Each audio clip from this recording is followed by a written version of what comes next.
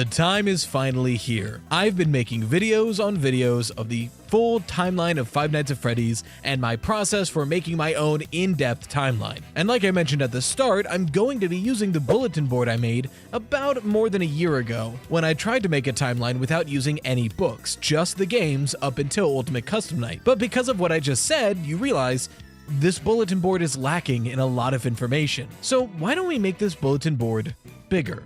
And now, let's add stuff to it. On today's video, we will be going over all the lore that I can pluck out from Help Wanted that I think is relevant for the timeline, and I'll be putting it on this board. I'll also be touching on Five Nights at Freddy's Special Delivery, the AR app, because after all, Help Wanted and Special Delivery kind of go hand in hand. Of course, we'll be adding Security Breach Ruin and Help Wanted 2 as well, but they'll get their own videos because I have a feeling this is going to take a while for these games. So for now, Slices, put on your aprons and let's do some lore scouting. And just one quick reminder, this bulletin board and its entire purpose is just to document factual evidence from the games with zero speculation. I think it's really important to ground yourself in what we know for a fact before we start speculating. So that's the purpose of this board. There's going to be things that we're all pretty 99% sure of, like the name Glitchtrap, that I won't be putting on this board for that very reason. Now, in case it's been a while since you've played Help Wanted, and to be fair, that game came out 5 years ago, almost to the day. Like, it's crazy how close this is coming out to the 5-year anniversary of Help Wanted. But I figured it's best to re-go over the story of the game and to refresh everybody so we're working on an even playing field. After all, back when we did the bulletin board for the Scott games, up until Sister Location, there wasn't really a story to go over, so we were able to do 2, 3, 4 games in one video because we just did the bullet points of lore. But Help Wanted onward, literally every single game has some semblance of a story. So we should go over them even if we don't directly put that story on the bulletin board. The story of Five Nights at Freddy's Help Wanted is very meta, actually.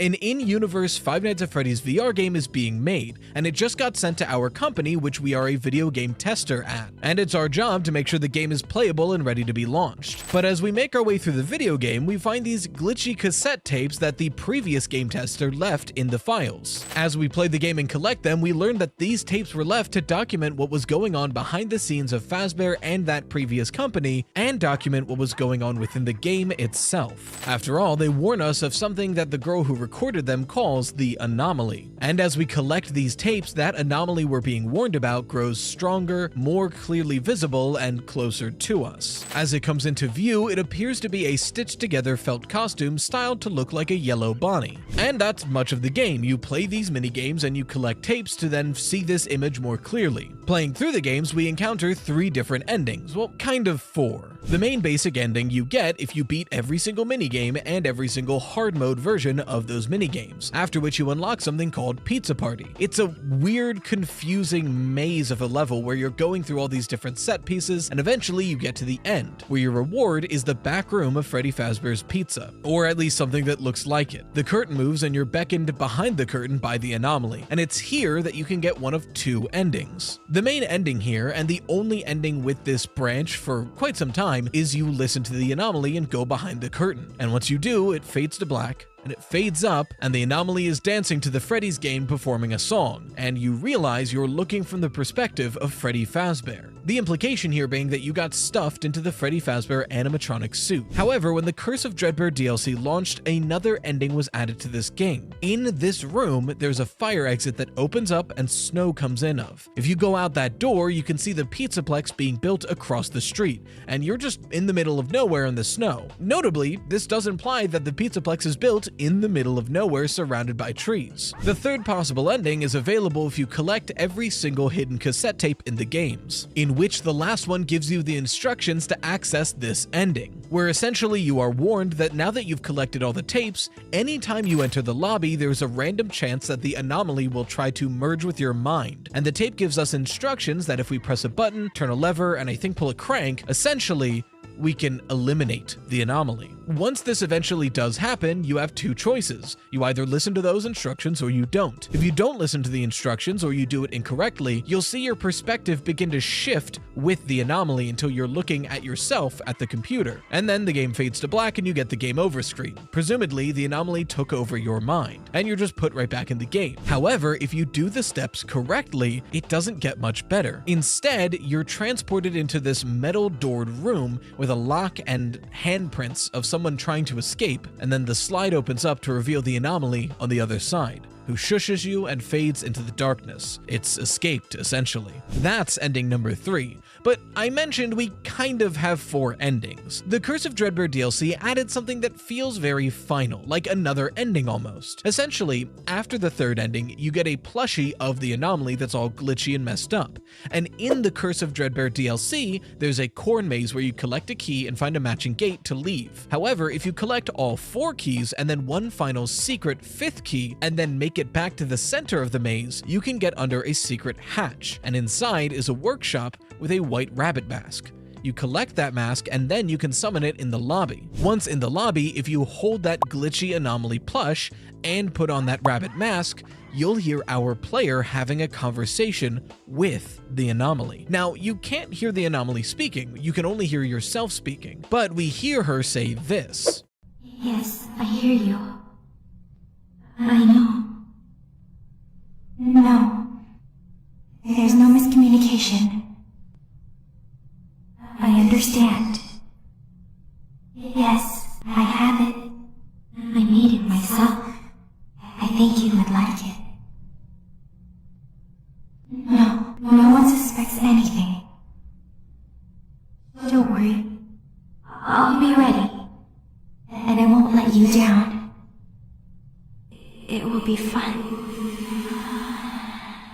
While yes, it's technically speculation, I think it is incredibly safe to assume that the thing she made is this rabbit mask and perhaps a full costume, and that the anomaly is preparing us for something. So that's the story of Help Wanted 1. But what lore from this game is relevant to the timeline and we should put on the bulletin board? Well, let's go over that. A lot of the important lore of this game comes from the cassette tapes that you can collect while playing. But instead of just playing all 16 cassette tapes, you can find that elsewhere on YouTube, we'll just go over the important points. First of all, one incredibly important piece of lore, possibly the most important piece of lore from this game that affects the whole timeline and the bulletin board itself, one of the tapes lets us know that the whole purpose of the in-universe FNAF VR game that we are playing is Fazbear's attempt to make fun of itself and make light of the past after a rogue indie developer made a series of games tarnishing the brand. Essentially, it's Fazbear being like, yes, haha, we get it, we're kind of scary,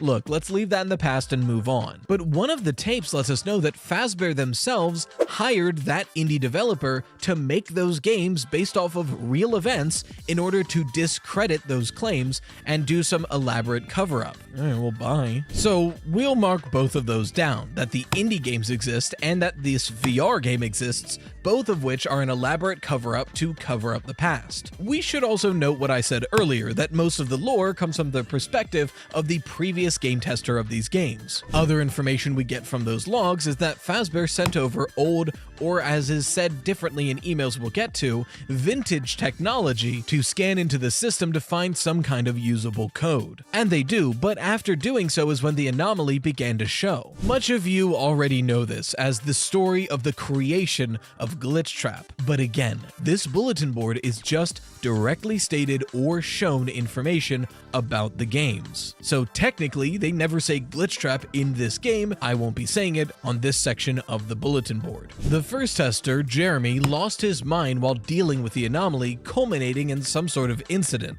Now, we don't get any specific details about what happened, but these are the quotes that illuminate what most likely took place. There has to be a lawsuit. There's no way there isn't. It happened in this building just a few doors down from me. Have you ever heard of a guillotine paper slicer? It sounds made up, but it's an actual piece of office equipment. I didn't even know we had one in the supply room. Jeremy used to do design work. I guess that's how he knew it was there. The supply room was lit. I didn't even notice Jeremy standing in the testing room as I walked past. The supply room was so bright, glowing from all the way down the hall. There was something that looked like a Halloween mask laying on the floor. I didn't understand. Ink must have spilled. I couldn't see his face. He had the visor covering his head. He had ink spilled on himself as well. The front of his shirt looked black in the dark room. Yeah, this is a big point of speculation. For a while, I thought that Jeremy cut off his own face to get out of the VR helmet, but that doesn't quite make sense for a few reasons. First of all, the Halloween mask and ink that the cassette girl first sees is in a brightly lit room. You would think if it's a human face and blood, she would have known. I can excuse the ink on Jeremy being blood because he's in a dark room, she can't really fully see him. But ink on the ground in a brightly lit room has to be ink, so is all of it ink? Well then what's the Halloween mask? Why did he need the guillotine paper slicer? I'm not sure. Not to mention, if he cut off his own face to get the VR helmet off, why is he still wearing it after his face is on the ground? Like, it just doesn't add up. Regardless, something happened with the guillotine paper slicer that led to a lawsuit, or what was supposed to be a lawsuit. Moving on, it's important to note that Fazbear reclaimed all of the technology that was scanned into the game after it had been scanned in, overnight seemingly and without permission. It just disappeared one day. As we collect the log cassette tapes, she notes that the anomaly begins attaching itself to them, forming an anchor into the game for itself. But when she notices this, she makes the decision to fragment her logs in order to keep the anomaly at bay, essentially splitting up its pieces so it can't be put back together. And then she records one additional log, a new one reintroducing herself and warning us to either abandon development or make sure these tapes are not found and put back together. So it's notable that the last tape completely changes course and says to collect all of the tapes and follow specific instructions. Many people believe this tape to be recorded by the anomaly. Now, I won't be putting that speculation on the bulletin board, but what we can put on the board is that the last tape completely changes course and tells you to do something different, and that the first words we hear the anomaly say are direct copy, or mimic, hint hint, of the first tape we hear. Hello? Can you hear me?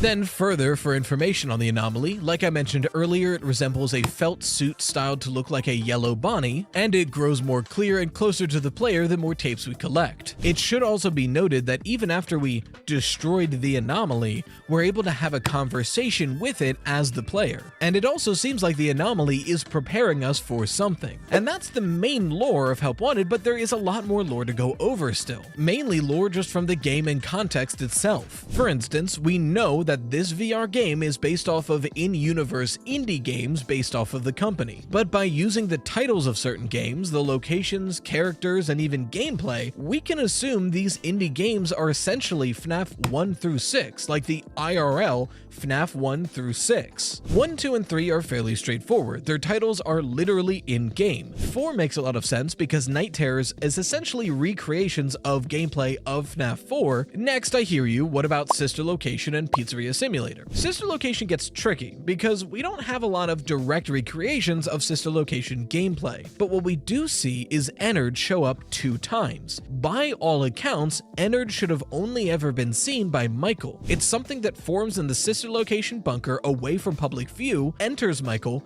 and then escapes into the sewers when his body falls apart. Only Michael should know about this creature. So the fact that it's in-game and faithfully recreated implies that it is a Fazbear character. And if it's a Fazbear character, then that would mean this game has to exist, because how else would the public know about Ennard? The same logic can apply for Pizzeria Simulator. There is no gameplay of Pizzeria Simulator shown in Help Wanted. However, there is a plushie of Scrap Baby. Scrap Baby again being a character that isn't a real Fazbear character. It's the result of Circus Baby trying to rebuild herself after splitting off from Ennard. And it's something that only Henry, Michael, and maybe a few other people should have seen, not a well-known Fazbear character that has merchandise. So if that character is known to the public, that implies Pizzeria Simulator is a game. And that's doubled down with the books that we will get to, but in those books, Pizzeria Simulator is literally name dropped. So you know. But I hear that some of you think I'm saying Help Wanted is saying every game before now is fake and you shouldn't listen to it.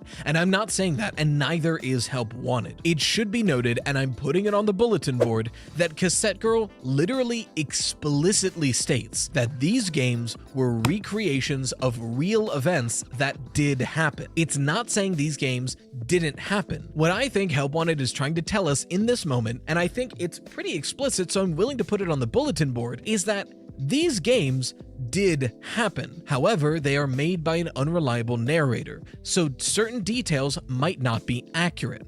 The meta of this is that I think Steelwell and Scott are telling us, hey, we want to continue this story, but if something we say currently contradicts something we said previously, trust the current over the original 6 games. I think that's all that this is saying, and I think that's a fair ask. Keep in mind, some of these games are 10 years old and were made in 3 months, you know? Some other interesting lore that we should point out can be found within actual levels of the game. In the blacklight mode of Entered Vent Repair, there is a furnace at the bottom of the level, outside of which there are Funtime animatronic shells, and inside are Endo 01 and Endo 02 endoskeletons. Somebody separated that pile to find about 4 animatronics worth. I think this is incredibly important, but I will keep my mouth shut until we get there. I did make a whole video about specifically that you can watch right here, though. The pizza party level is strange and worth pointing out. I mean, I'm not sure even if this is the intended original ending for the in-universe Five Nights at Freddy's VR. It literally might be something created by the anomaly. After all, it's more of a rehash of other things already present in the game and some weird warehouse bits. It's almost like it was mimicking the game.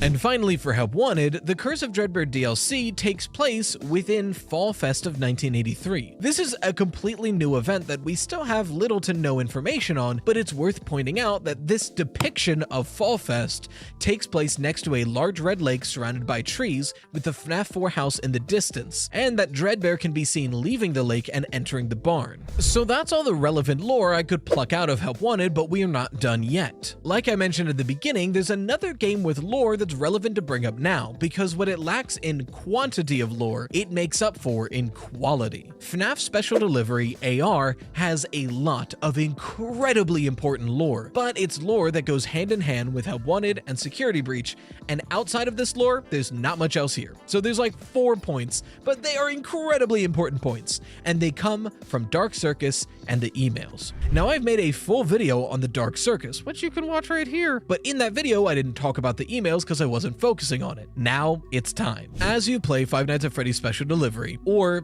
as you could have played before the game was shut down and unplayable now, Forsaken's pretty good though. You can unlock specific emails that were supposed to stay within Fazbear and their subcontractors. Luckily, even though the game has been shut down, people have already compiled all of these emails along with emails that were never shown to the public, but were probably essentially planned to be, but never ended up getting to be. These emails sort of fall into one of 3 categories. The first one being emails from Lewis to someone named Ness, whose email is Nessie97. Lewis is in HR, and throughout these emails, it's pretty clear that he has a crush on his coworker named Ness, who we can almost for a fact assume is Vanessa. After all, Lewis implies later that she goes by VA, and she fills in the role of the Vanessa from Security Breach and the Vanessa from Help Wanted very cleanly. By the way, it's these emails that let us know our player from Help Wanted is almost certainly Vanessa. In these emails, it seems that Vanessa is switching between 2 personalities,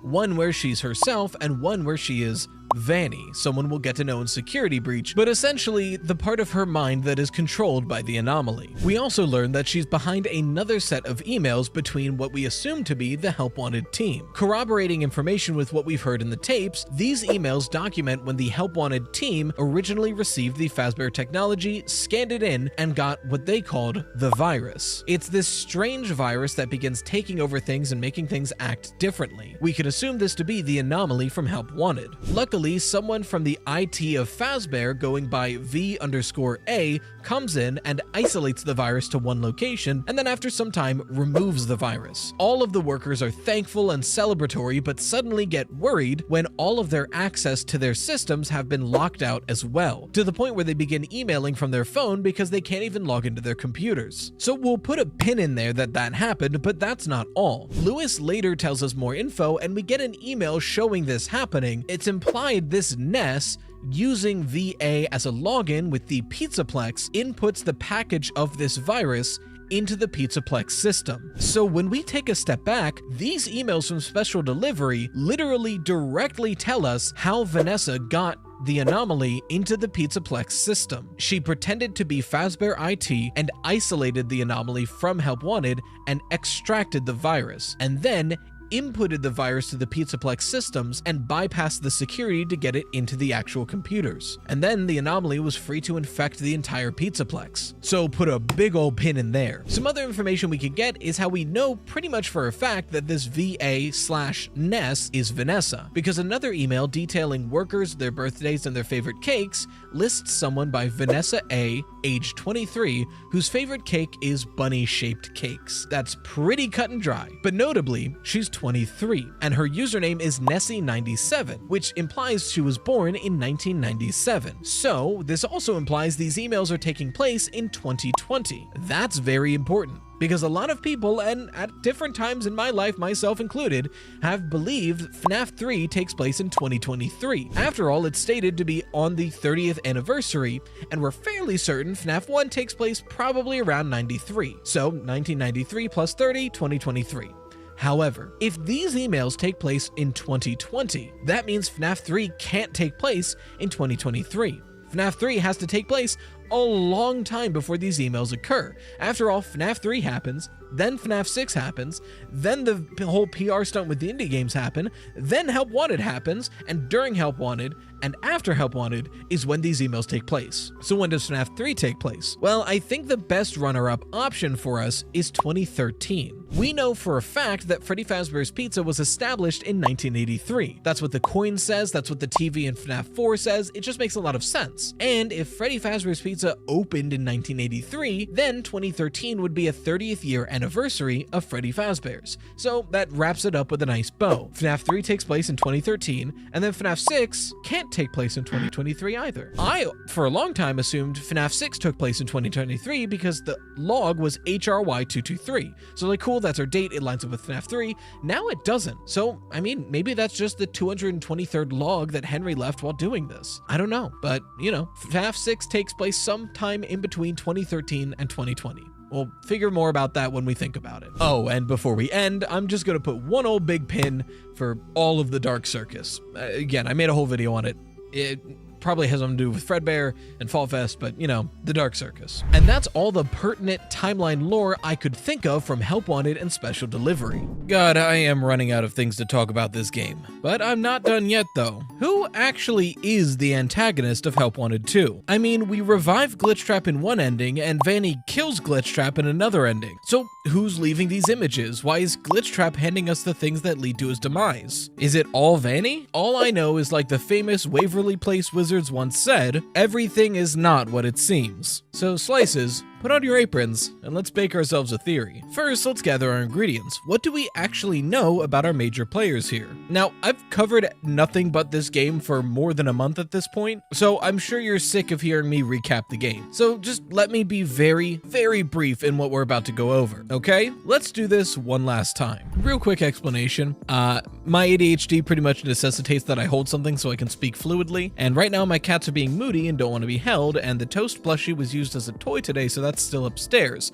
So I grabbed the nearest thing I could find that I can hold, which, it's a practice sword. I don't know why it's the nearest thing, but it is, and it's not going to distract me and it'll help me talk fluidly, so deal with it. The only other characters we see outside of minigames are Mystic Hippo, Glitchtrap, Vanny, and the player. Mystic Hippo might be in the lobby all times, but she doesn't talk much, unless you interact with her in PSVR or on very specific instances. Those being when a message is left for us, when we get the Princess Quest coin, and when we get the Faz Wrench, which she calls a key that's familiar to us. Glitchtrap, on the other hand, is a bit more ever-present. Throughout the game, if you listen to the secret messages that you receive, you're given these memorial puppets of the four main Freddy animatronics, Golden Freddy, and the Puppet, representations of the first 6 murders of William Afton. Those plushies are always given to you by the hand of Glitchtrap. Furthermore, he's in both endings. In the main ending, you get for beating every minigame, you collect 6 Phase Force figures. Once you collect all 6, you get the main combined one, and then you get the first ending. That being Glitchtrap leaving a charging pad, the player getting attacked by staff bots, and then we see the point of view of the mask bot giving the Vanny mask to Cassie, thereby setting up the beginning of Ruin. The only other time we see Glitchtrap is at the very end of the second ending.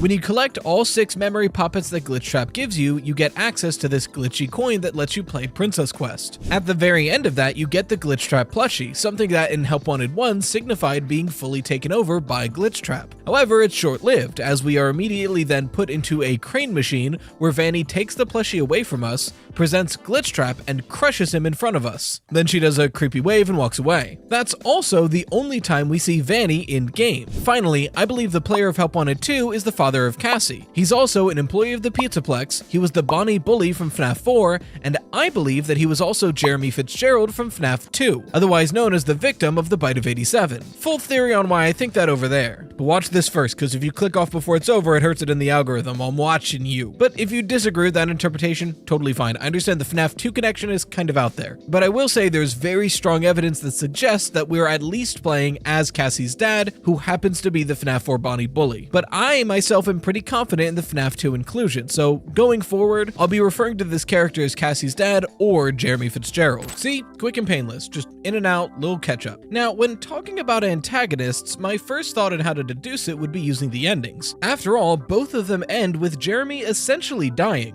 One definitely and one probably. So if Jeremy dies at the end of the game, then the antagonist won, right? The first ending is, in my opinion, way more straightforward than the second ending. However, there is still one very big wrinkle. On the surface, everything makes sense. By playing the game and doing the several tasks that are laid out for us on the monitor, we play right into Glitchtrap's hand, allowing it to manifest itself into the real world. And then it offs us the moment it gets the chance. But the big question on my mind is, why? What is it about doing these tasks or collecting the Phase Force figures that allows Glitchtrap to come to the real world? Well, I think I have a pretty solid idea on that, and it's all because of Helpy. Throughout Help Wanted 2 in the AR world, Helpy is on the projector constantly telling us what we have to do. Either there's new tasks to complete, or there's a present on the stage for you to collect. Several folks on Twitter started to point out that if you don't collect these presents, Helpy starts getting mad at you. If you leave a present on stage for long enough, he'll even say, "Open the present, don't make me ask again." And throughout the game, when he's giving you these instructions, he's in this weird light blue void. He's not in any real location.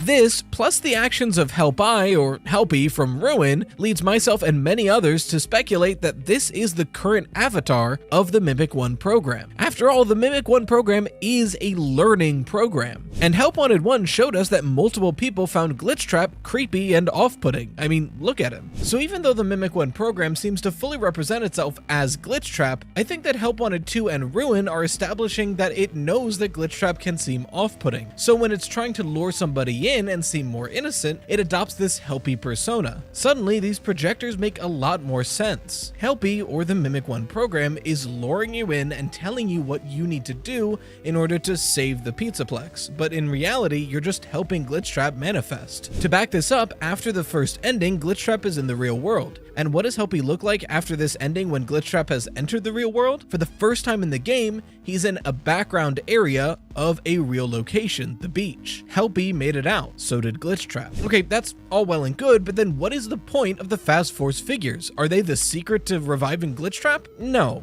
but I do think they serve a similar function as Helpy, bait. If we really are playing as Cassie's dad, then it's established several times in Ruin that he was a major fan of Fazbear and a collector. If Glitchtrap was able to learn this through the employee database about Jeremy, then all it would have to do is create models for these very obscure 80s action figures in the AR world. Then it could use them to motivate Jeremy into completing the tasks necessary to set it free. Or maybe even just to stall Jeremy, because that's actually where I run into a problem with this. The idea that the Phase Force action figures are just bait to lure Jeremy makes a lot of sense and it's evidence-backed, but we still don't have a lot of evidence-backed theory for why we're completing the minigames in the first place. Do you want to get down, buddy? Or do you just want to not be a baby? Is that good? You want this? That's good. We can speculate, like in my mind I can think of two options. Option 1, stalling. Glitchtrap is probably already in the process of setting himself free when Jeremy finds him, so all he has to do is keep him busy to buy himself some time so he can finish the process. Option number 2 is Glitchtrap is using Jeremy to spread itself throughout throughout the Pizzaplex. All these tasks have us go through every single nook and cranny of the Pizzaplex wearing a Vanny AR mask. The very same Vanny AR mask that is infected with Glitchtrap. We could be patient zero for this place, carrying the plague of Glitchtrap through every single aspect of it. And while I believe both of these options are incredibly plausible, there just really isn't evidence for either one because there's, as far as I can tell, no clear evidence on why we're doing these minigames. So take them with a grain. So what about the second ending? That seems to have a lot more debate surrounding it. First of all, it really seems like Vanny is destroying Glitchtrap in this scene. I mean, it's holding its hands to defend itself for Scott's sake. A lot of people assume that this whole ending is Vanny's doing. And to be fair, there's a lot of good evidence supporting it. After all, Vanny destroys Glitchtrap, so it can't be Glitchtrap's doing, and there's really nobody else that could be doing it. Not to mention all the cut dialogue that many people interpret to be from Vanny. In the files, there are several lines of text attributed to voice that lead the player to this ending. The lines are, quote, "Act natural and don't say anything. The staff might get suspicious. Don't worry, they can't hear me. I am on a special signal the staff can't process. I was able to upload some helpful code. It should look like a key. Find a place where we can talk safely. You need to listen to me carefully. Don't help it escape. It's using you to finish where she left off. Only a small piece of its code remains. It is bound to the past. Find its memories and return. Look for my messages. They will guide you. Open the door. Use the key. Why won't you help? Make it stop. Find them. Release them. You have a chance to end it. You are the last. It kept you for a reason. Deactivate the inhibitor. Remove your mask. See the world as it really is. The memories are freed. Use the token. Bring him to me." And fair. If someone is leading you to this ending, why wouldn't it be Vanny? It is Vanny's doing at the end of it. Well, I think there's actually a couple reasons why it's not Vanny. First of all, consider that these lines were cut content. They were probably cut for a reason. But even if they weren't, some of them seem suspect to me. For example, it's using you to finish where she left off. Wasn't Vanny the one working with Glitchtrap? So either it's Vanessa saying these lines, which doesn't make sense because we see Vanny at the end, or Vanny is referring to herself as she, which seems strange. And to be clear, these lines are labeled voice, not Vanny, so we can't take it as an assumption that it would have been Vanny. Furthermore, the voice claims to be the one who gives you the key through some helpful code, which does make sense. The Faz Wrench is in the AR world, so it would just be code. But you need to use this Faz Wrench to get either ending. So presumably, Glitchtrap would also want you to have that Faz Wrench. Putting the voice aside for a second, if this whole ending is Vanny getting outside help to destroy Glitchtrap and free herself, why would she betray the person she entrusted to help? At the end of the second ending, Jeremy is left in there to rot, presumably. She waves to us creepily and leaves us in the claw machine. If this is Vanny freeing herself, why is she still acting the same as before? Or why does she not then realize she's Vanessa and then go to save us? Something here doesn't add up. Alright, I hear you. In many ways, the work of a critic is easy. It's a hell of a lot easier to tear down a theory than it is to raise one up. And to be clear, I don't think I've disproven the idea that this is Vanny's doing. I just personally don't believe that's the case. But if that's not what I believe, what do I believe? Well, for some context, let's take a quick tour back through Help Wanted 1. Throughout the games, you collect these glitchy cassette tapes that lead you into the actual lore of the game. They're of the last beta tester recounting her experience in testing the game and encountering this strange and growing manifestation of a rabbit. She calls it an anomaly or a virus, or she doesn't know, but she tells us that it seems to menace at her and it might be the reason why the tester before her cut off his own face. Throughout the logs, we learn that she knows it began to attach itself to her security logs, so she makes the decision to try to break them up, encrypt them, and scatter them throughout the game so that she can hopefully deter this creature. But then, the 16th log is different. It doesn't say to keep them hidden or keep them scattered. Instead, it tells you to let the virus try to take a hold of you, and then press a specific button combination to combat it. Lo and behold, if you do that, you lose, and you're actually taken over by the Glitchtrap virus. This is how Vanny is made. Notably, Glitchtrap isn't freeing itself in this moment. Seemingly, it's making a copy of the Mimic 1 program and inserting it into Vanessa's mind. And then it begins training that version of the Mimic 1 program into being a perfect slave to Glitchtrap, Vanny. So is that the story for Help Wanted 2? Vanny is trying to get us to destroy Glitchtrap, but then at the very end, Glitchtrap swoops in and changes the script. No, that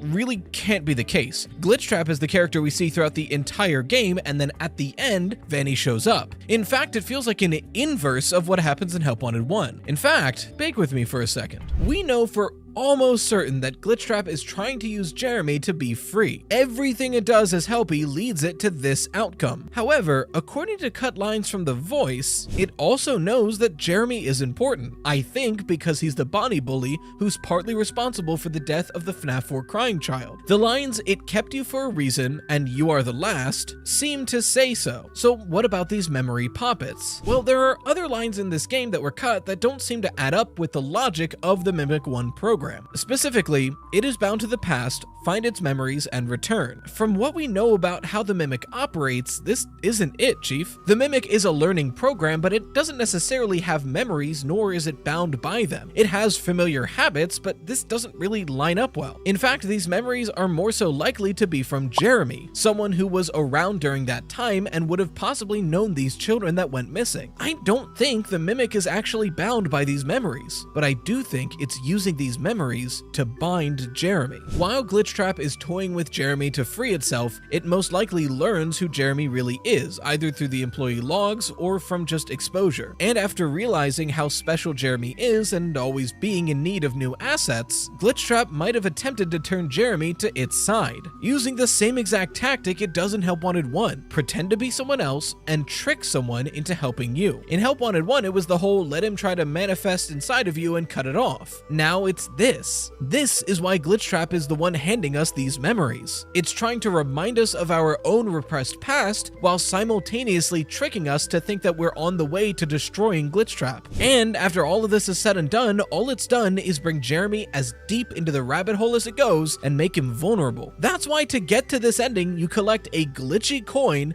and then you literally give your life to Glitchtrap. The way you finally enter Princess Quest and fully put your mind in the digital space is attacking yourself. In a way, we're sacrificing ourselves for Glitchtrap to earn his loyalty. And only then does Glitchtrap give you the tools to prove yourself, the princess's sword. That's the moment Glitchtrap wins. Jeremy's mind is it's for the taking. So then what about the ending? What about Vanny? I still think she is the one that interrupts this process, but I don't think it's to fully destroy Glitchtrap. After all, I believe the Mimic 1 program takes over someone's mind by duplicating itself in their mind. And we see Vanny destroy Glitchtrap, not Vanessa. And sure, you could argue she's Vanny until Glitchtrap is destroyed, but why does she still act like it immediately after? Instead, I think Vanny wants to be Glitchtrap's only servant, and she sees Jeremy as a threat. She might be fine with Glitchtrap toying with Jeremy and using him to free itself, but she just can't shake that feeling of jealousy. What makes you so special? Regardless, she can't sit by as Glitchtrap makes Jeremy the new Vanny, replacing her essentially. That's too far. Princess Quest is interrupted by something that is not of Princess Quest. This digital realm that Glitchtrap can pretty much fully control is stopped and interrupted by something a bit more realistic.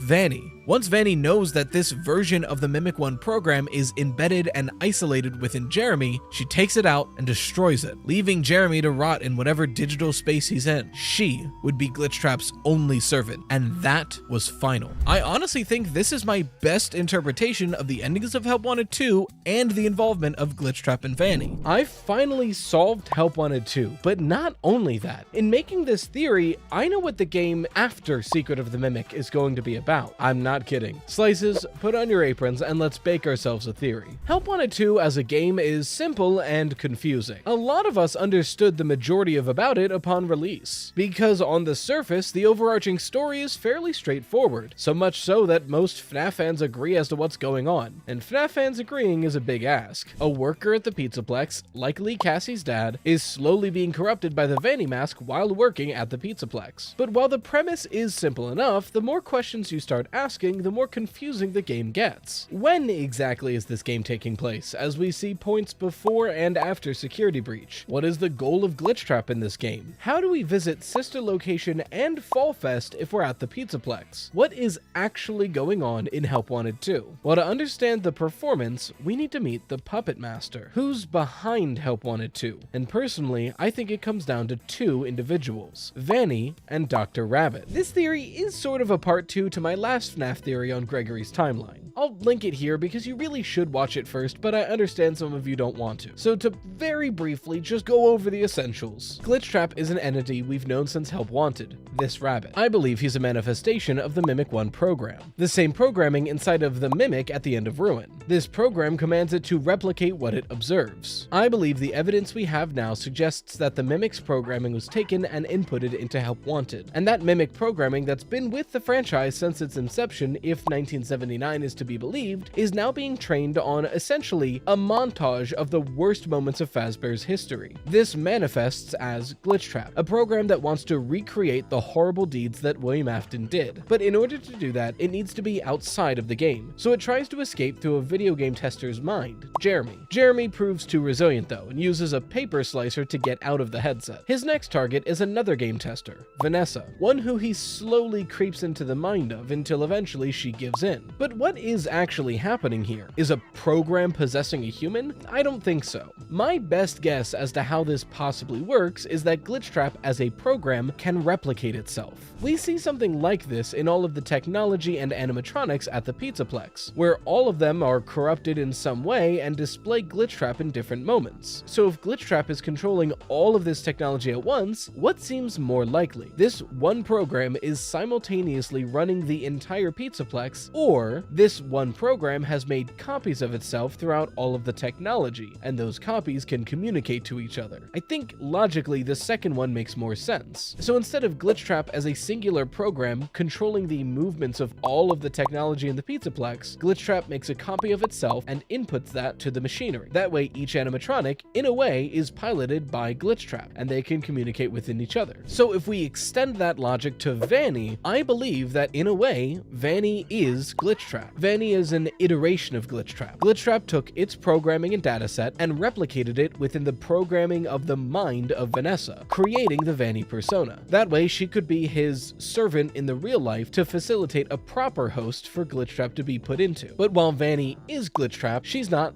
the Glitchtrap, or as I'll refer to make things easier, Glitchtrap Prime. You following so far? Because Vanny also needed help. She was busy doing the experiments to create a host that Glitchtrap could enter, so she needed someone to conceal those experiments and protect herself. I believe she used the Vanny mask to slowly corrupt the mind of Gregory, a boy who was obsessed with the arcades at the Pizzaplex until eventually his mind was taken over as well, Glitchtrap iterating inside of it, creating the Dr. Rabbit persona, the one that we see in the Tales from the Pizzaplex story GGY. Again, all of this is in the last FNAF theory, but TLDR, I believe that Vanny and Dr. Rabbit are iterations of Glitchtrap that exist within their hosts, Vanessa and Gregory, but by the end of Security Breach, both Dr. Rabbit and Vanny were removed from their hosts. But since in B7-2 we get evidence that even though a persona can be removed from its host, it doesn't destroy the persona. That persona then just seeks a new host. So using that logic, Vanny and Dr. Rabbit are not gone. They are just in search of a new host. But how do we get to Help Wanted 2 from here? Well, we have to look at the beginning of Security Breach, as Help Wanted 2 likely takes place around the same time as Security Breach. Security Breach starts when Glamrock Freddy glitches out on stage and does a safe boot, which incidentally frees him from Glitchtrap's control. And seemingly with the evidence we have and based on my last FNAF theory, at the same time, Gregory is freed from Glitchtrap's control, the Dr. Rabbit persona being removed from his psyche. But what was that inciting incident that caused all of this? Well, like I mentioned in the last FNAF theory, we know from Ruin that Cassie's father worked at the Pizzaplex, loved the Fazbear franchise, and knew what was going on to some extent, because he seemed to know what happened to Glamrock Bonnie, but wouldn't tell Cassie. So a lot of us assumed that he was the one looking into the Pizzaplex, which leads to Help Wanted 2. So knowing that game takes place at the FNAF 6 pizzeria, and knowing that in Security Breach, the good Vanny ending means that if you beat the arcade game linked to a persona, you free the person from that persona, as we see with Princess Quest 3, a timeline starts to form. Especially considering that a Balloon World arcade machine exists in the FNAF 6 pizzeria, and if you visit it in Security Breach, it's already beaten. I'm proposing that the beginning of Help Wanted 2 is Cassie's dad, who has been looking into the weirdness surrounding the Pizzaplex, and winds up at the FNAF 6 pizzeria using his Vanny mask. And when inside, he comes across the Balloon World arcade machine. Other employees have been noting how the arcade machines are starting to act erratically, so finding one this far off the beaten path must mean something, so he decides to beat it, and in doing so, Gregory is suddenly freed from Dr. Rabbit. That starts Security Breach, but that's not where Cassie's dad's story ends. He's still in the FNAF 6 pizzeria looking around and trying to figure out what's going on. Well, Dr. Rabbit needs a new host, and having Glitchtrap's dataset, it knows that it needs to slowly win over the mind of its victim before taking it over. So I believe Dr. Rabbit leads Cassie's dad into using the Vanny mask more and more by posing as Helpy. Now, I hear you. Why Helpy? I was recently on a live-streamed podcast hosted by T-Dreads with a whole bunch of FNAF content creators. Like, literally, too many to directly say, but I'll link the podcast right here. We talked about a whole bunch of different FNAF things, but while we were talking about the Candy Cadet stories, editing Riley, I forgot to summarize the story, and it's like a 4-minute audio if I just play the story straight, so I'm just gonna summarize it here.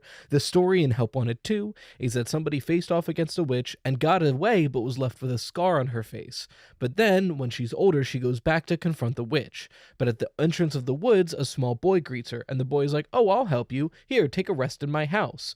And she listens to the small boy, and then the story ends with, "The oven door was closed, the witch would have her meal." So the little boy tricked her to falling for the witch. ID's Fantasy had this to say about the Help Wanted 2 story. Especially since it's another one in the Steel Wool era, I think it's supposed to be about our player character, and the way I interpret it is we're playing as Cassie's dad, and I think he's Help Wanted Jeremy, and that the scar is what happened where he sliced his face. But the thing is, when they mentioned, oh, there's a mask on the floor, it's described as a Halloween mask, and the lights in the room were on. So if Tape Girl was in there and it was just a guy's fleshy face bits, I feel like she would have seen that. But if it was like an actual mask cut off, that could look more like a Halloween mask, and it would be easier to mistake the blood for ink. Well, also, I think that Jeremy survived that barely. He wanted revenge on Glitchtrap for what happened to him,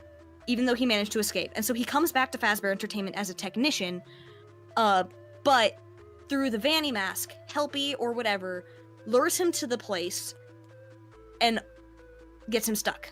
And then he dies. Yeah, ultimately, the light bulb I put together for a recent video was that little boy is, if that's the case, that little boy is definitely Helpy. Which I think a lot of people would, like, miss at first, but you look at Ruin, that's your little guide boy, and he's luring you straight into the oven. This line of thinking convinced me of two things. First of all, I had not believed for a long time that Jeremy from Help Wanted survived his encounter with Glitchtrap, but placing Jeremy as the woman in the woods from these stories, suddenly that becomes incredibly plausible. The idea that he encountered Glitchtrap once and escaped while scarring himself, and encountered Glitchtrap a second time falling for the trap. After all, Help Wanted 2 only has bad endings for the player. That makes a lot of sense, and I think I do believe now that Cassie's dad is Jeremy from Help Wanted and the player from Help Wanted 2. But more importantly for this theory, the boy in the woods. A lot of people believe that boy to be Helpy, a friendly face that leads us astray. But if that's true, there's an interesting bit of logic here. If the witch is Glitchtrap, then the boy can't be,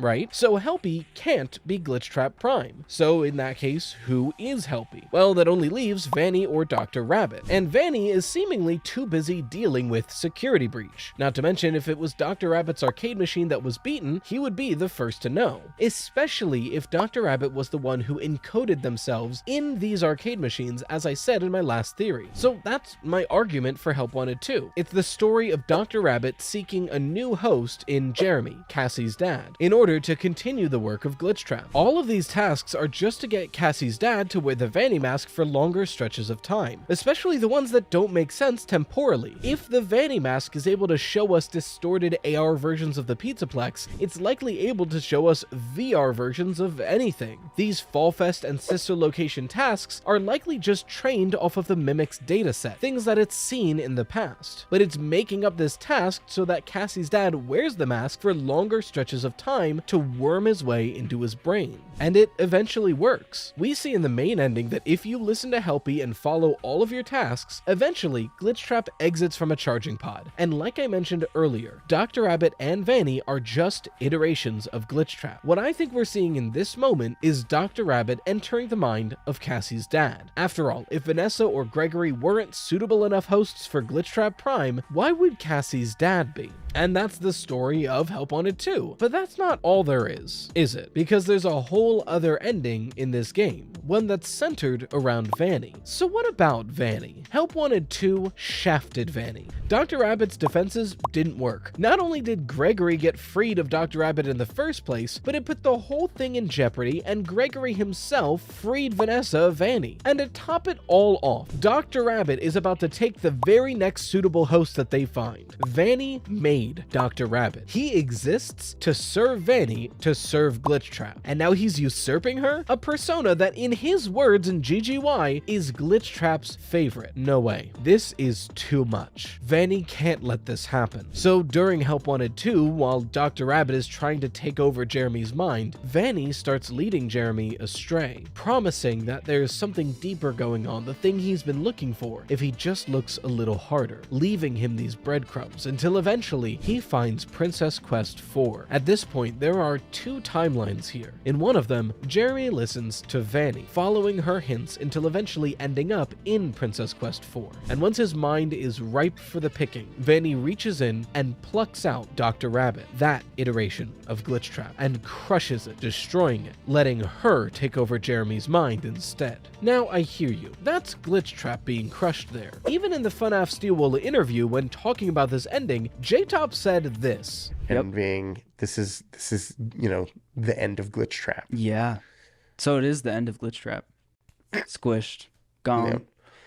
Bye-bye. Bye-bye. And I've been really thinking about that. At the time this interview came out, Help Wanted 2 was the most recent FNAF game. And if this were true, and J-Top is just saying what the ending means, this would be unprecedented. This would be the first time in FNAF history that someone who worked on these games came out in an official Scott-approved forum and said, oh, here's exactly what this ending means. So I thought that was unlikely. But at the same time, I don't think he's lying, because that would be equally unprecedented. The lore is hard enough to solve. The last thing we need, and I think Scott understands this, is someone officially coming down and just lying, because that would mess with so much. But now, I'm thinking that J-Top wasn't lying, he wasn't telling the full truth. Dr. Rabbit and Vanny are iterations of Glitchtrap. In a way, they are Glitchtrap. So if Dr. Rabbit is the one dying in this ending, then J-Top didn't lie at all. That's the end of Glitchtrap, that specific iteration of Glitchtrap. Glitchtrap Prime is still safe waiting for his suitable host. All the same, I don't think this ending is the canon one. After all, the other ending is what leads us to the beginning of Ruin, something we know does happen. And in that ending, Jeremy listens to Dr. Rabbit and Dr. Rabbit enters Jeremy's mind. But that's not the full ending cutscene, is it? We see Glitchtrap begin to emerge from the pod, but suddenly we cut to Jeremy being attacked by a bunch of staff bots, and then the game just ends. And suddenly after, we're looking for a new host in Cassie. If the process worked, wouldn't Jeremy already be the host? Why would they even need Cassie? What exactly is happening here? Well, if you remember the story B72 from Tales from the Pizzaplex, not only does it teach us that personas can be removed from their host without being destroyed, it also tells us how they can be destroyed. In the ending of that story, the main character's grandmother accepts that persona and its mechanics, letting it possess her, because once it does, she dies, and she wants to take it with her. We learn that if you kill the host while the persona is still in that host's mind, it kills them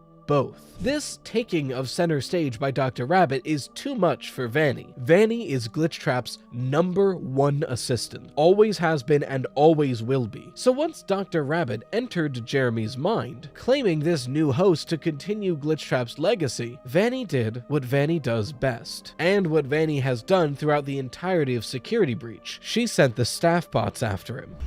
Disassemble Freddy.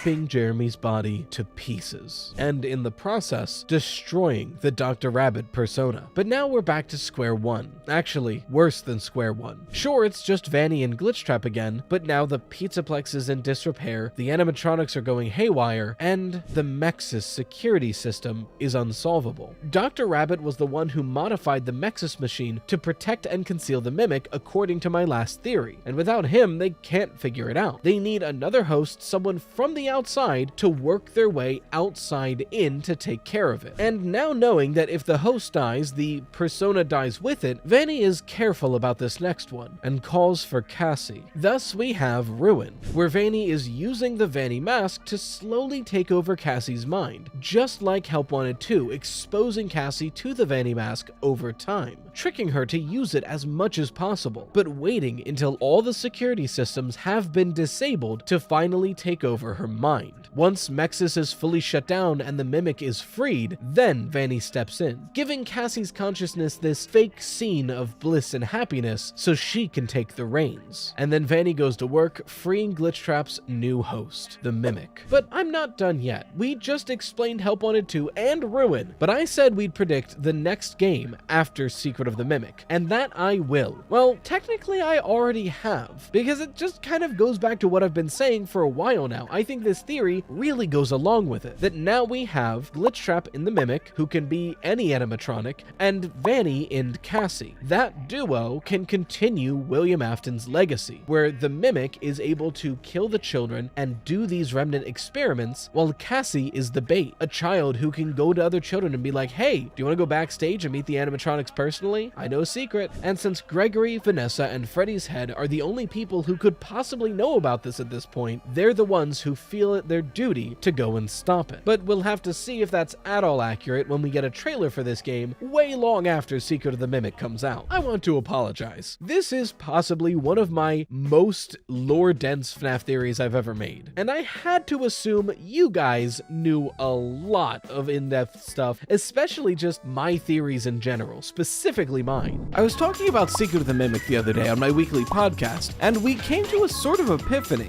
one that I think not only ties Secret of the Mimic together with the rest of the timeline, but finally might tell us where the rest of the story is heading from here. And it has to do with the battle over the Mimic, not from the Mimic itself. Slices, put on your aprons and let's bake ourselves a theory. We know the Mimic is involved with the overarching story of Security Breach, but the question has always been, why? Even before Secret of the Mimic came out, once we heard about the Mimic from the books, and even more so, once we played through Ruin and saw that endoskeleton at the very end of it, we knew for a fact that the Mimic was crucial and vital to frankly every game since Help Wanted. And looking back over it with the Mimic's influence in mind, there have been breadcrumbs all along. The way Glitchtrap acts is incredibly indicative of a Mimic program. The way that it recreates things in Pizza Party. Hell, the way in Security Breach, there are several rooms that are recreations of Help Wanted rooms. In Help Wanted 2, the idea that we have to teach endoskeletons with this memory game, or the Endomaze in general. In Help Wanted 2, the idea of Projector Helpy being this character that's kind of talking to us. And then obviously in Ruin, we have the Mimic, but we also have Helpy in the mask talking to us the whole time. There are signs of the Mimic all over these games, but the motivation, or the reason, has always been a mystery. Why is the Mimic still around? What is its goal? How does it tie into Glitchtrap and the Pizzaplex? Well, I think I finally figured it out. And it's not actually the Mimic or M2's specific goal, but it's the goal of the people and entities around it. The big reveal of Secret of the Mimic is twofold. It's the idea that there are actually at least two Mimics. First was M1. It was the original Mimic that was trained on Fiona to become a better caretaker for David, Edwin Murray's son, and of course Fiona being Edwin Murray's wife. Edwin then worked on trying to recreate the Mimic so it could be a sellable product, but when his son David died, M1 began pressuring Edwin into making another Mimic to train on David. M1's main programming now is to take care of a child. Without a child, she is lost. So she wants Edwin to make M2 to be David. And eventually this begins to work when he makes a copy of M1's code and begins training that on David. But eventually he comes to his senses and realizes that all of this is an insane mistake that he's making, and he stops working on it. But it's too late, as M2 is already starting to mimic David. This is too much for him, and he beats the robot senseless, to which then later it tricks and traps Edwin into getting himself killed in the office, and M2 is on its own. Now, when I say M1 is Fiona, I don't like saying M2 is David. After all, it's really not. M2 is more of a conglomeration of a few characters. There's bits of David, bits of the characters that it tries to copy, and even bits of Edwin. Of course, all laced with the violence that Edwin taught it, whether that be through agony or just rote programming. But M2 is the program in the endoskeleton, likely the thing we see at the end of Ruin, while M1 is at this point just a program within one of the experimental storage containers. So the question that needs to be answered is, if these two existed in the 70s, what's happened from then to now? Obviously, a major chunk of the timeline is in the middle, and we still don't have much information on what that could be. One possible explanation posited is also by T-Dreads. He's the guy who made Schedule Theory last week. His theory is called God David, and I'm not really going to go into it right now because it's not super relevant. Obviously, you should go and watch the full video since it's a good video, but I brought him on the podcast to talk about that theory, and it's in that conversation where I kind of settled on mimic custody. Because the thing that keeps holding me back from being a true believer in God David is why William Afton would want to turn the crying child into Dave. Or at least why William Afton would want to help Fiona recreate David. I kept being hung up on William Afton's nature and a lack of motivation for that part of the theory, but that's when I realized maybe William Afton isn't helping to recreate David, but maybe he started with that goal in mind. So what happens after Secret of the Mimic? Well, we know for a fact that Fazbear Entertainment, and by extension William Afton, reclaims all of the property that Edwin Murray once owned. They mention in the email that he would never touch his house, but once Edwin Murray turns up dead, that's easy pickings. But if that's the case, and William Afton and Fazbear Entertainment got their hands on the entire Murray's Costume Manor, what would William Afton see when he got there? Now, this is a bit controversial, but for this theory to work, the first ending of Secret of the Mimic needs to be canon. No, not the secret ending, and not the ending where we keep the data diver, confront the Mimic, and confront Fiona, set everything on fire and escape, kind of, but rather the first ending, where Arnold just simply hands over the data diver to who he thinks is Dispatch, leaves, is killed by the Mimic, and we cut to M2 being entertained by a showtime in research and development. The reason this ending needs to be canon is it so cleanly keeps everything together and contained. If this ending truly happened before William Afton takes over the entire location, then when William Afton gets down to research and development, a room he would know existed because that's where the Fazbear Project is, he would find M2 watching a show in his prototype pizzeria and find M1 being the one directing it. From everything we know about William Afton, this would be one of the most fascinating things he's seen so far in the timeline. So when he eventually meets M1, she informs him of what's going on. M2 is meant to be David, but he needs to be repaired with the original Mimic schematics, so she's waiting for Edwin to finally come down and fix M2. And it's then that William would likely inform M1 that Edwin is dead. But William Afton is an inventor himself, and he might be able to help Fiona recreate David. Now, why would William Afton want to do this? Well, one, it would probably be fascinating for him, but two, if he could recreate David and maintain the Mimic schematics, not only could he experiment on these two things, but he would have an incredibly helpful product on his hands. But to be safe, he needs to work on and better understand the Mimic schematics before attempting to upload them to M2. So he leaves out the back way the same way that Arnold would in the second ending, and ends up in the bunker laboratories underneath Edwin's house. He begins studying the schematics, but quickly realizes he needs a safer environment to properly test on the Mimic schematics. Luckily, Edwin Murray has already created such a container. In fact, he's created two. Earlier in the game, in Edwin's office in the factory, we see on the monitor experimental storage number 2, which is where the Mimic schematics are held. And later in his office in his house,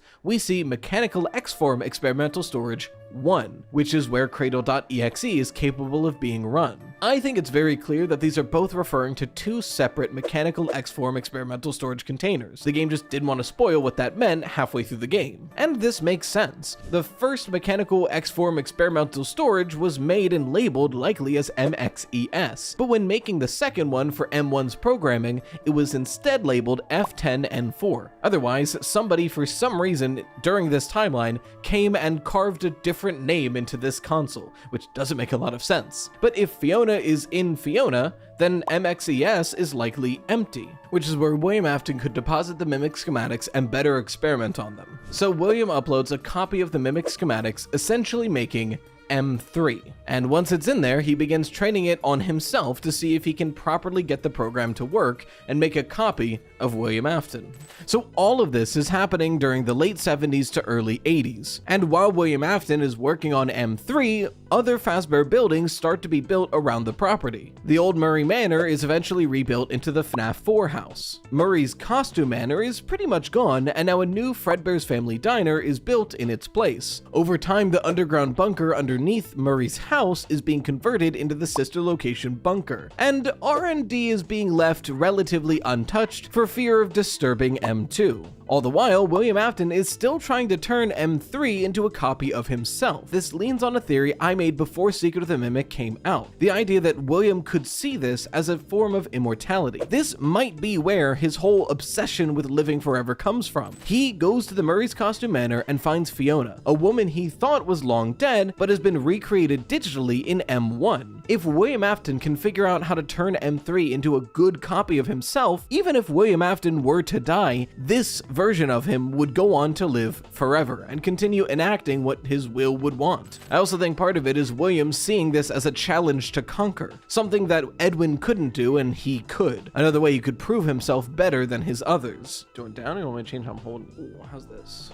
Ooh, is that good? Is that nice? At this point, the Aftons have fully moved into the FNAF 4 house, and the crying child has moved into David's old room, explaining why it appears in his nightmares. But as William tired away and focused on making M3 into William Afton, his neglect of his own children caught up to him, much like Edwin himself, and the crying child gets bit at Fredbear's the bite of 83, something that sends him into a coma and later kills him. This sends William Afton over the edge. This can't be. He's an excellent businessman, an innovator, someone much better than anyone around him. Of course, this is his own narcissism talking, but in this obsession over making M3 into himself, he's falling into the same exact trap that Edwin Murray did. Edwin Murray obsessed over the Mimic, so much so that his wife and his son died while he ignored the both of them. He's obviously better and smarter and more efficient than Edwin Murray could ever be, but here he is, being obsessed over the Mimic to the point where his own son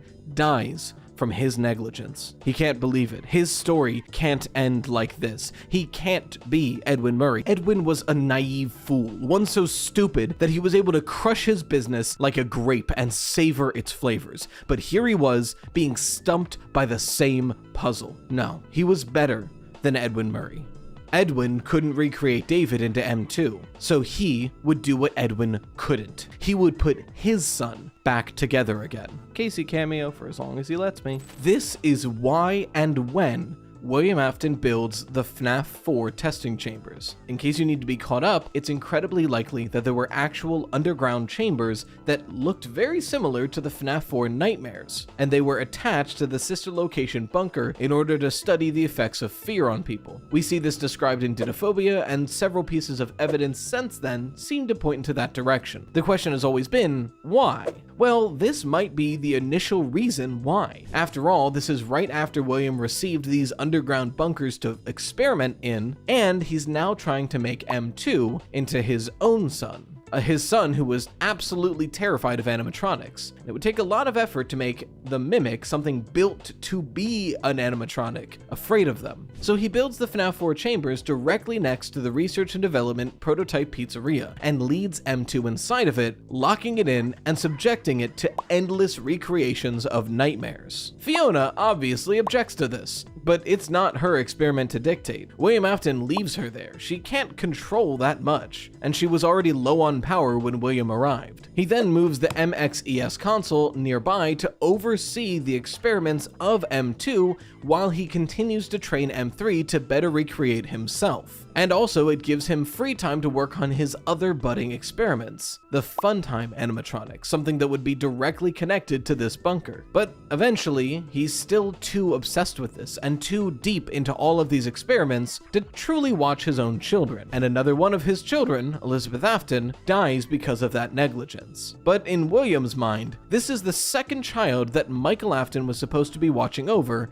and died on his watch. Enough is enough. William pulls M2 out of the FNAF 4 chambers. Maybe it's been enough time, maybe it hasn't. But Michael needs to learn a lesson, and William's starting to get curious as to what this chamber would do to a human person. So he puts M2 back into the research and development pizzeria to keep it locked away, and puts Michael Afton into the FNAF 4 nightmare chambers for the time being. But he doesn't want to look at this mess in the day-to-day anymore, so he pulls M3 out of the MXES console back into the data diver to continue experimenting on it elsewhere. But it's around this time that William notices the strange characteristics of Circus Baby after the death of Elizabeth, and starts to suspect possession. It's something that's been nagging at the back of his mind ever since he listened to that one tape where Edwin seemed convinced that Fiona was possessing M1. Maybe possession was real, and if so, could that then be manipulated? And this is when William Afton would begin researching possession and later remnant, all with M3 tucked away in his data diver. Cut to many years later, after FNAF 6, after everything is settled and everyone is dead, Fazbear Entertainment is making a comeback. Somebody buys up the company trying to flip it and make a quick buck on selling it. But first things first, they have to save its dying reputation. It's riddled with crime scenes and news stories. So the CEO decides to release a VR game, making a bit of fun of itself and telling the public, look, this is what I mean, he likes to play. All that's in the past, we're not like that anymore. And after pilfering through Fazbear's old tech to try to find anything to help create this, they encounter something called a data diver. They're not quite sure what it is, but looking into it, there's plenty of very sophisticated coding. But it is Fazbear proprietary technology, so they can't just leave it with anyone. They send it to the third party making the VR game to scan it in and reclaim it before they can figure out exactly what it is. And at first, it works wonders. It begins unfolding several animatronics and pathing sites and locations and characters. And then some testers notice that it begins to form its own character. I think it's at this point that Glitchtrap is inputted into Help Wanted from the data diver. This digital recreation of William Afton quickly realizes that this world isn't real. A place it can just manifest things surely must be some sort of digital realm. So mission 1 is get out of here. It immediately looks for a body in the real world and notices that occasional humans come in to poke around. He fails on the first and second attempt, but the third tester seems a bit more malleable and willing to dig deeper where others wouldn't, and he's able to claw his way into her mind, and as he's learned is possible from M1's testimony, makes a copy of his own code to input into her mind, making Vanessa into Vanny, or in this case, M4. Using her, it learns of what's become of Fazbear since it's been locked away, learns of the failed businesses and the buried locations. It realizes that if it really truly wants to return to this world, it needs a proper body. And it has a feeling that M2, or possibly even William Afton's original corpse, may still be in that old R&D building. So Glitchtrap, or M3, or fittingly, as I think I might start calling it, Malhair. Now, this name is not new. Malhair has been around for a while, but if you all caps it, you can lead speech it with M and 3. M3, Malhair. I like that a lot. But Malhair begins to infiltrate the company's systems, slightly directing it and guiding it into ways that are more advantageous for itself. A Pizzaplex was already being built, but why not build it on that free plot of land you already own? And why not be a bit more lax about the construction rules, so me and this random security guard can go dig down and find the old bunker underneath? And eventually they do find the research and development pizzeria, although they note that it's been changed fairly drastically. It seems like Henry Emily must have meddled with it in the meantime. Regardless, they uncover the M2 mimic endoskeleton, but it's still active and still as violent as ever. They need to take M2 out of that endoskeleton so Malhair can be inputted into it. This would be the perfect body for Malhair to become William Afton again, but that damn mimic M2 is still stuck in it. They need the Mexis console, and they need it to be functional to use Cradle.exe and get M2 out of the endoskeleton. But neither of them are able to crack it. They need someone who's slightly better at programming than the either of them. So they then target Gregory, a child who seems to have an incredible aptitude for coding and programming. Now, while all of this is happening, when they uncovered the old bunker, M2 isn't the only thing they dug up. M1 was still down there as well, and begins influencing the Pizzaplex and everything she can around them to stop them and protect M2 from William Afton's clutches. And that's what I think the current story of Security Breach is. M1 and M3, or Malhair, or Glitchtrap as is familiarly called, fighting over the control of the body of M2. M1 wants to leave M2 as is and return it to David so she can have her son again. And William Afton, or Glitchtrap, or Malhair, or M3 wants a fresh, new, usable body to come back to life in. So where does M2 fall in all of this? What are M2's motivations? What does M2 want? Well, unfortunately, that's a theory for another day. But rest assured, I don't think M2 wants either of those outcomes. I think this makes a lot of sense, and it tracks with a lot of what we know about these characters. The problem, admittedly, is still a lack of evidence in the middle of this timeline, but pretty much any theory is going to have a similar lack of evidence in the middle of the timeline, because we just have a lack of information in the middle of the timeline. But let me know what you think. This theory is not without its problems, and I'd love to hear your thoughts on it down below.